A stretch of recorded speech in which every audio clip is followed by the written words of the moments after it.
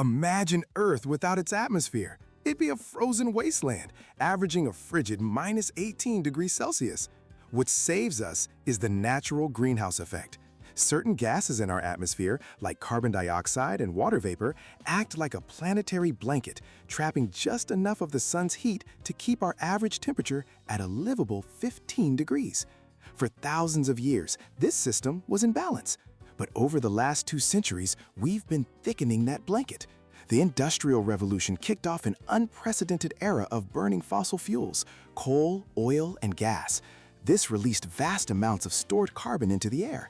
Carbon dioxide levels have shot up by 50%, from 280 to over 420 parts per million. We've also pumped out other potent gases. Methane from agriculture and fossil fuels is over 28 times more powerful at trapping heat than CO2 over a century. Nitrous oxide from fertilizers is 265 times more potent. This is the enhanced greenhouse effect, and the planet is running a fever. We've warmed by over 1.1 degrees Celsius already. The evidence is all around us. 19 of the 20 warmest years on record have occurred since 2000.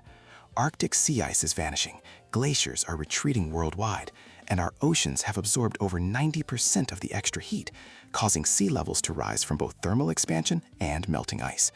And we know it's us. The chemical signature of the carbon in the air points directly to fossil fuels.